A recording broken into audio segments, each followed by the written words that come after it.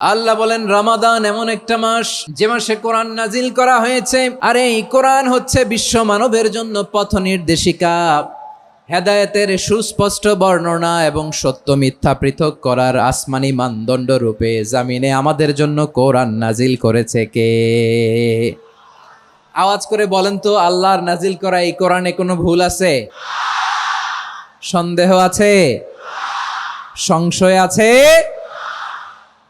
Beyondless, boundless, bottomless এমন কিতাব যেটা পড়ে গবেষণা করে এর তথ্য উপাত্ত ইনফরমেশন লেসন নিয়ে শেষ করা যায় না। সুবহানাল্লাহ।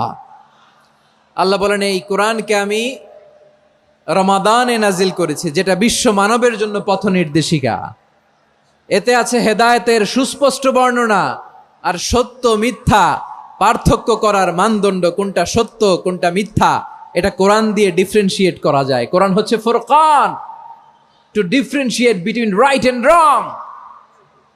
কোনটা সত্য কোনটা মিথ্যা, কোনটা ভুল কোনটা নির্ভুল, এটা কোরআন দিয়ে যাচাই করা যায়। চিল্লায় বলেন ঠিক কিনা? এজন্য এই কোরআন দিয়ে আমাদের জীবন সাজাতে হবে। কোরআন দিয়ে জীবন না সাজালে জীবন আলোকিত হয় না। কোরআন দিয়ে পরিবার না সাজালে পরিবার আলোকিত হয় না। কোরআন দিয়ে সমাজ না সাজালে সমাজটা শান্তিময় হয় না। শুধু দুর্নীতি দমন কমিশন দিয়ে দুর্নীতি বন্ধ করা যায় না। কোরআনের আইন বাস্তবায়ন করা ছাড়া এই সমাজ থেকে দুর্নীতি বন্ধ করা যাবে না। চিল্লায় বলো ঠিক কিনা? আমার প্রিয় ভাইরা, এই কোরআন নাজিল হয়েছে রমাদান আল মুবারক, এই বরকতময় মাসে। তাই আমাদের উচিত আসন্ন যে রমাদান আল মুবারক, এই রমাদানে কোরআনের সাথে নিজেদের সম্পর্ককে বাড়ানো,